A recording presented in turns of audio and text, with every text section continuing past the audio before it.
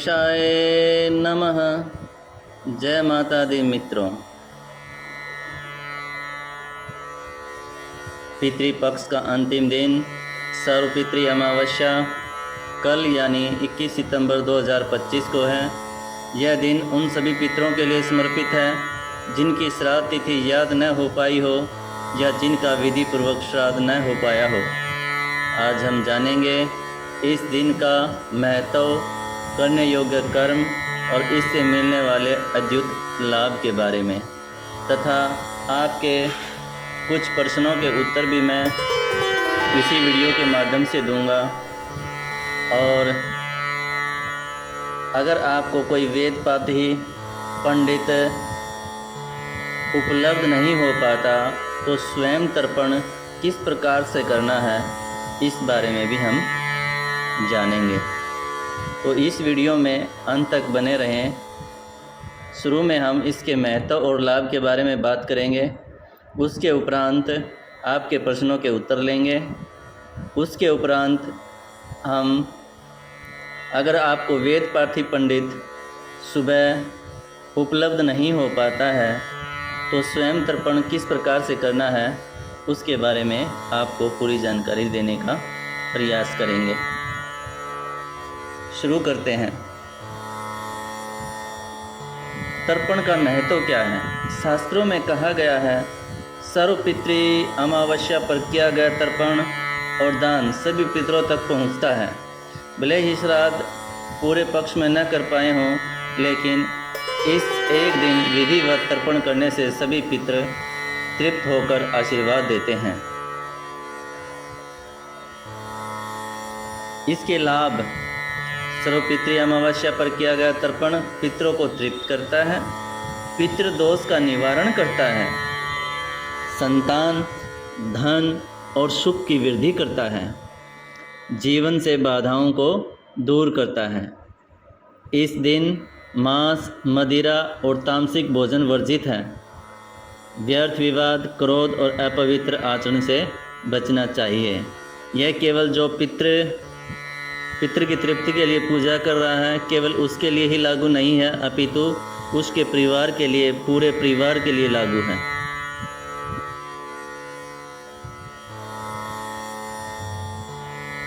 मित्रों, अगर आपको वेद पाठी पंडित नहीं मिल पाता है, क्योंकि अमावस्या का दिन होता है और इस दिन पंडित बहुत ही व्यस्त होते हैं, कई बार आप पितृतर्पण करना चाहते हैं लेकिन वेद पाठी पंडित न होने की वजह से रह जाता है। उसके लिए क्या करें कि आप स्वयं करना चाह रहे हों, तो इसकी मैं पूरी विधि विस्तार पूर्वक समझाऊंगा। ध्यान से सुनने का प्रयास करें। सबसे पहले प्रातः भोजन आदि की व्यवस्था कर लें। और सबसे पहले तो आप स्नान करके शुद्ध वस्त्र धारण कर लें। उसके उपरांत घर में जो महिला है वो भोजन की व्यवस्था आदि कर लें। और आप स्वयं एक आसन बिछाएं, सामने जल का लोटा, तिल और अगर चावल हो तो रखें। तर्पण दक्षिण दिशा की ओर मुख करके किया जाता है। अब आसन पर आराम से बैठ जाएं। यदि आपके पास जनेऊ है तो उसे दाएं कंधे पर रख लें। इसे प्राचीन विधि स्थिति कहते हैं और यही पितृक्रम की स्थिति भी है। अब दाएं हाथ में तिल, कुशा और जल लेकर संकल्प करें। दाएं हाथ में थोड़ा सा जल ले लें, गंगा जल हो तो अति उत्तम है। कुशा रख लें।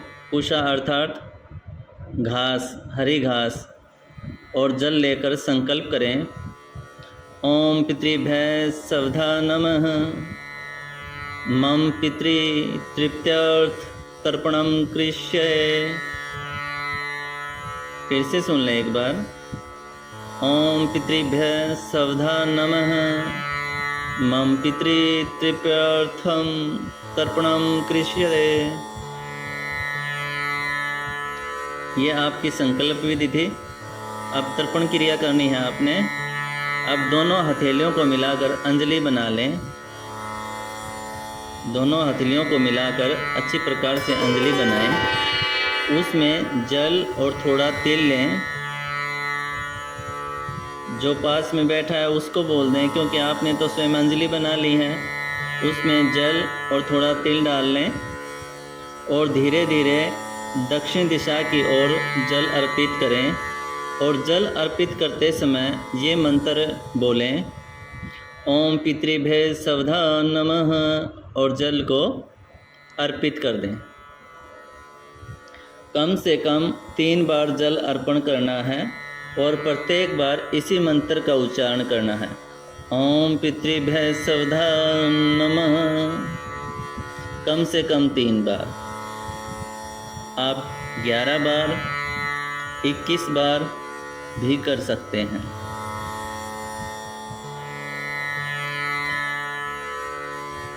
अपने कुल पितरों के लिए करना है।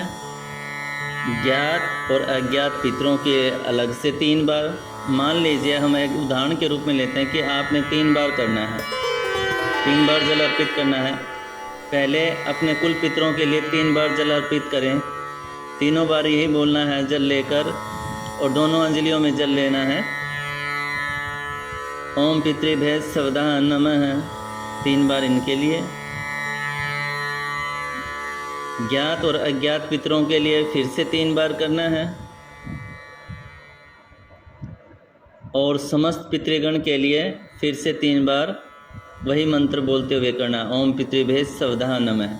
ठीक जो मैंने पहले विधि बताई थी उसी प्रकार से ये तीनों के लिए करना आपने। कुल पितरों के लिए, ज्ञात अज्ञात पितरों के लिए और समस्त पितृगण के लिए, तीनों के लिए 3-3 बार। आप 11-11 बार भी कर सकते हैं या 21-21 बार भी कर सकते हैं, यह आपकी श्रद्धा के ऊपर है। यदि संभव हो तो पिंडदान जरूर करें। अब पिंड कैसे बनाना है ये मैं आपको विधि बता देता हूँ। यदि चावल, तिल और घी हो तो छोटे छोटे पिंड बना लें। चावल ना हो तो आटा ले लें, आटा और तिल।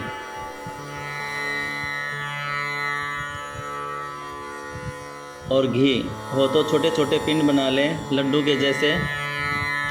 कुशा अर्थात घास या पत्तल पर रखकर उन पर जल और तिल अर्पित करें और मंत्र बोलें। यहाँ तिल आपको काले लेने हैं। काले तिलों का ही आपने प्रयोग करना है। और मंत्र बोलना है, ओम पितृभ्य सवधा नमः एष पिंडः।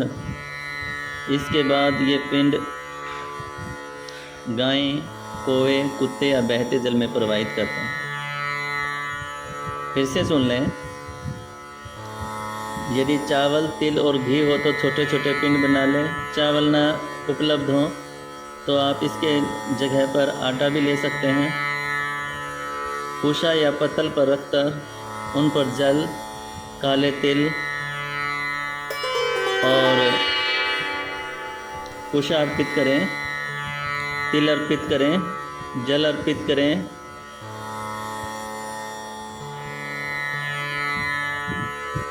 जब आप जल और तिल अर्पित कर रहे हों तो मंत्र साथ में बोलना आपने, ओम पितृभ्य सवधा नमः एष पिंड। उसके उपरांत आप ये जो पिंड बनाए थे आपने, या तो गाय को खिला दें या कौवे या कुत्ते को खिला दें या बहते हुए जल में प्रवाहित भी कर सकते हैं। अब समापन किस प्रकार से करना है। अब आप हाथ जोड़कर प्रार्थना करें, हे पितृगण, इस श्रद्धा के लिए किए गए तर्पण और पिंडदान को स्वीकार करें और हम पर कृपा करें। हे पितृगण, इस श्रद्धा से किए गए तर्पण को, पिंडदान को स्वीकार करें और हम पर कृपा करें। फिर ब्राह्मण, गाय, कौवे और कुत्ते और ज़रूरतमंद को भोजन अवश्य कराएं।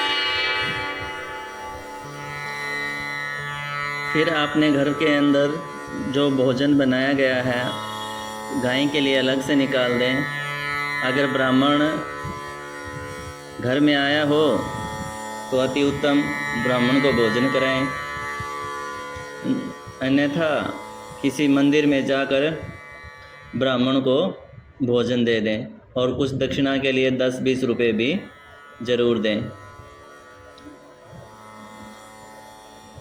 इसके उपरांत आपने घर में जो पूरी बनाई हो तो पूरी और रोटी बनाई हो तो रोटी।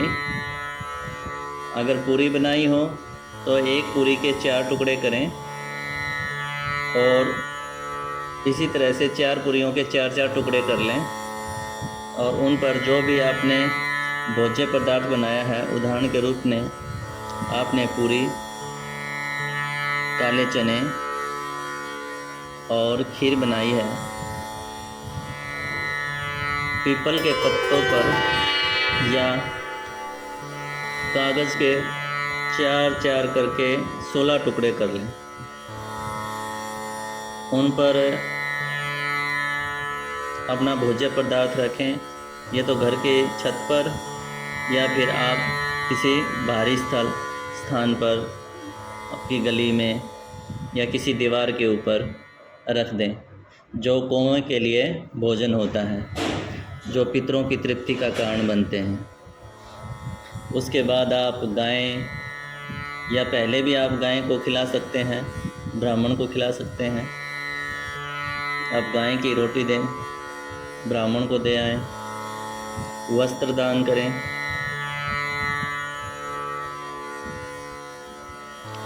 मैंने एक वीडियो और बनाई थी, मैं उसका लिंक भी इसमें डाल दूँगा। माता के 108 नामों का उच्चारण ज़रूर करना है आपने, ये सभी तर्पण विधि करने से पहले या तर्पण विधि करने के दौरान। अगर आप इन 108 मंत्र 8 माताओं के नाम का उच्चारण करते हैं तो पितृदेवों को तृप्ति अवश्य ही मिलती है और आप उनका शुभ आशीर्वाद आपको प्राप्त होता है। ये सब करने के उपरांत आपने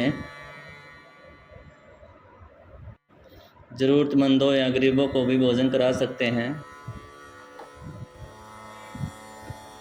और तर्पण विधि करने के उपरांत आपने एक कार्य और करना है, सूर्य देव को जल अर्पित करना है। जैसा मैंने पहले वीडियो में बताया था,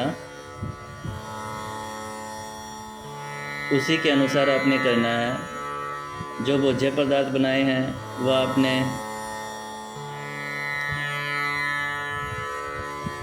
लोटे में डालने हैं और भगवान सूर्यदेव को जल अर्पित करना है और प्रार्थना करनी है, ओम सूर्यदेवाय नमः, ओम सूर्यदेवाय नमः, ओम सूर्यदेवाय नमः। जो आपका लोटा है उसमें से पानी गिरता हुआ, आप लोटा से जो पानी गिर रहा है उसमें सूर्य नीचे की तरफ हो और आपका हाथ ऊपर की तरफ हो और पानी गिरते हुए पानी से अंदर से ही आपको सूर्यदेव को देखना है। उसके बाद प्रार्थना करनी है कि हे भगवान, हे सूर्यदेव, मेरे पितरों तक ये जल अवश्य पहुँचे और उनका भोजन भी उन्हें प्राप्त हो और उनसे क्षमा याचना करें और उनका आशीर्वाद प्राप्त करें। और जो आपने पिंड बनाए थे, अगर संभव हो तो उसको भी पानी में प्रवाहित कर दें। अब आपके प्रश्न लेते हैं कि तर्पण विधि घर में आपके अगर 2 भाई हैं, 3 भाई हैं, 4 भाई हैं, चाहे कितने भी भाई हैं, बहन हैं, तर्पण विधि किसे करनी चाहिए? शास्त्रों के अनुसार, गुरु पुराण और अन्य शास्त्रों के अनुसार तर्पण विधि ज्येष्ठ पुत्र को करनी चाहिए। अगर ज्येष्ठ पुत्र तर्पण विधि करता है तो अन्य भाइयों को तर्पण विधि करने की कोई आवश्यकता नहीं है। अगर सारे भाई अलग अलग रहते हैं तो भी अगर ज्येष्ठ पुत्र ही तर्पण विधि करता है तो छोटे भाइयों को करने की कोई आवश्यकता नहीं होती, पितरों की तृप्ति हो जाती है। क्योंकि ज्येष्ठ पुत्र जब भी तर्पण करते हैं तो उसका लाभ पूरे वंश को प्राप्त होता है, पूरे परिवार को प्राप्त होता है। या सभी भाई मिलकर एक साथ भी तर्पण विधि कर सकते हैं, उससे भी पितृदेव अत्यंत प्रसन्न होते हैं। अगर भाई अलग अलग भी रहते हैं और चाहते हैं कि हम तो अलग अलग तर्पण करना चाहते हैं, तो भी ज़रूर कर सकते हैं, इसमें भी कोई दोष नहीं है। अकेला भाई कर ले, अगर 2 भाई हों तो दोनों भाई भी मिलकर कर सकते हैं, अलग अलग भी कर सकते हैं, केवल ज्येष्ठ पुत्र भी कर सकता है। अगर ज्येष्ठ पुत्र नहीं करना चाहता, छोटा पुत्र करना चाहता है, तो वो भी कर सकता है, इसमें कोई संशय नहीं है।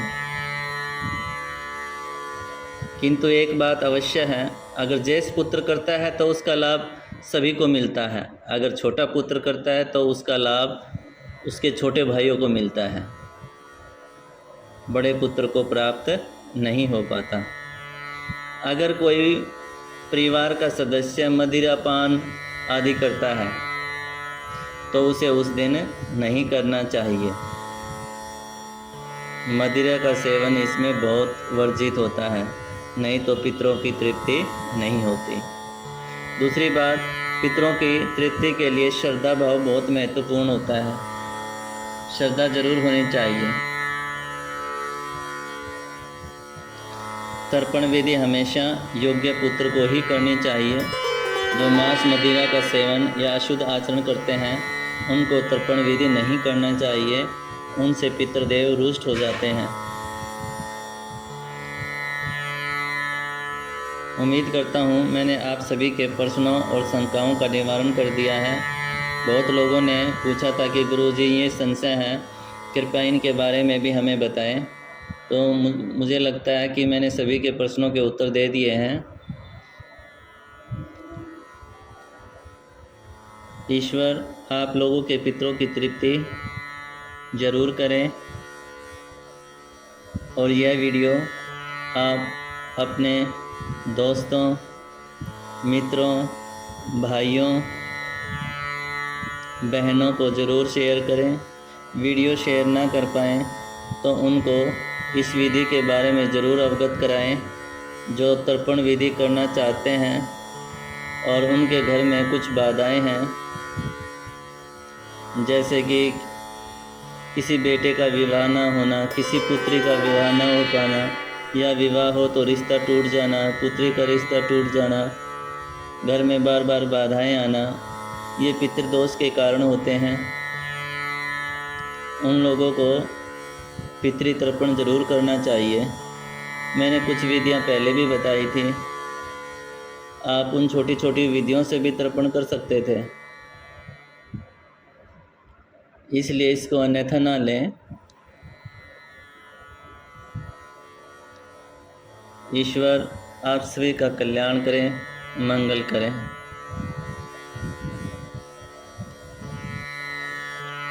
हाँ, एक बात और मित्रों, कल से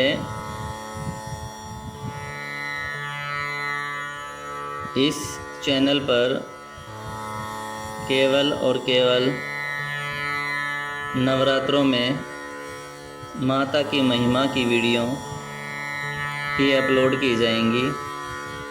प्रथम दिन से लेकर नवरात्रों तक की हर एक दिन की वीडियो अपलोड की जाएगी। इसके अलावा श्रीमद् देवी भागवत पुराण की कुछ वीडियो भी डालूँगा मैं, जिसमें माता की महिमा का बखान किया गया है तथा माता दुर्गा सप्तशती किस प्रकार पढ़नी चाहिए, ये भी मैं आप सभी के सामने बताऊंगा। और किस प्रकार से उस पुस्तक को अनलॉक किया जाता है, इस बारे में पूरी जानकारी मिलेगी। अगर आपको यह वीडियो पसंद आई हो तो इसे लाइक करें, शेयर करें और चैनल को सब्सक्राइब कर लें। ज्ञान का प्रकाश यूं ही फैलता रहे। भगवान गणपति की कृपा से ये ज्ञान की गंगा आप सभी भक्तों तक पहुंचती रहे। आप सभी का कल्याण हो।